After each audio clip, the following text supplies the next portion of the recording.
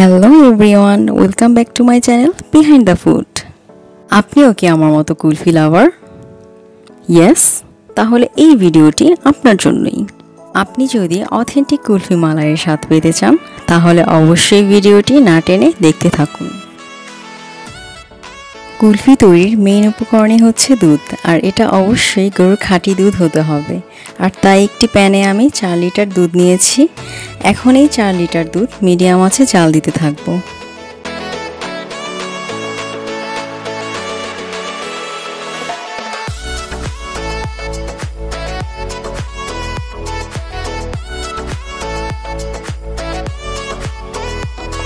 এখন অন্য একটি প্যানে হাফ কাপ চিনি দিয়ে দিব, সাথে কিছুটা পানি দিয়ে ক্যারামেল তৈরি করে নিব।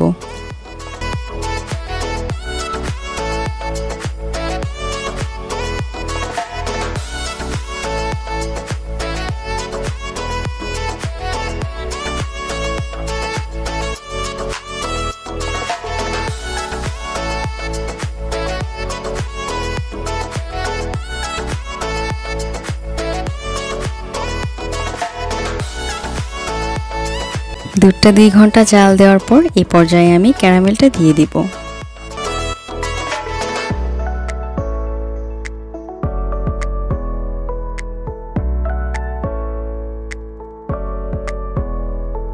কুলফি মালাইয়ের যে কালারটা হয় এই কালারের জন্য এখানে ক্যারামেল দিয়েছি, আর সেই সাথে ক্যারামেলের একটা দারুণ স্মেল তো আছেই। ক্যারামেলটা দেওয়ার পর আরও 1 ঘন্টা জাল দিতে হবে। দেখুন অলরেডি কত মালাই জমে গেছে। 3 ঘন্টা জাল দেওয়ার পর এটা লুকটা দেখুন। দেখি কি মনে হচ্ছে না যে এই মালাইটা এখনই গ্লাস ভরে ভরে খেয়ে নেই?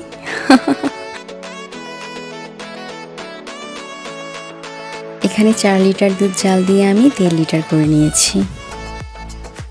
এখন এই মালাই 3-4 ঘন্টা রুম টেম্পারেচারে রেখে ঠান্ডা করে নিতে হবে।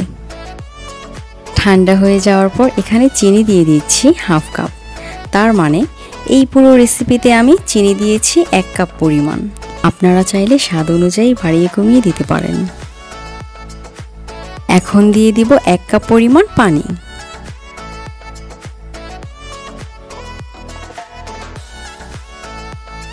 এলাচ গুঁড়ো দিব হাফ চা চামচ।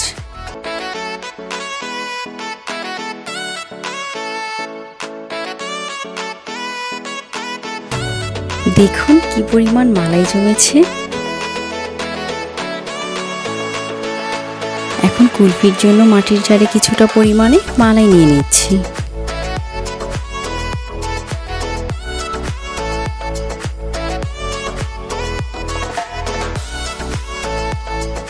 সেই সাথে কুলফি মোডগুলোতেও নিয়ে নিচ্ছি, আর ফয়েল পেপার দিয়ে মুড়িয়ে মাঝ বরাবর আইসক্রিম কাঠি দিয়ে দিলাম। মালাই জমে কুলফিতে পরিণত হওয়ার জন্য এখন 8 থেকে 10 ঘন্টার জন্য ফ্রিজে রেখে দেব। ফিরে আসলাম 8 ঘন্টা পর। এটা হচ্ছে মোল্ড থেকে কুলফি আলাদা করার টেকনিক।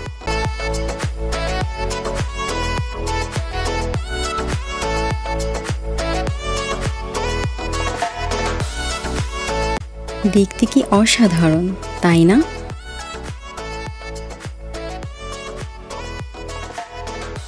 কুষ্টিয়া নামটা শুনলে মাথায় আসে কুষ্টিয়ার বিখ্যাত কুলফি মালাইয়ের কথা। আর এটাই সেই বিখ্যাত কুলফি মালাই যেটা না খেলে জীবনভর পস্তাবেন।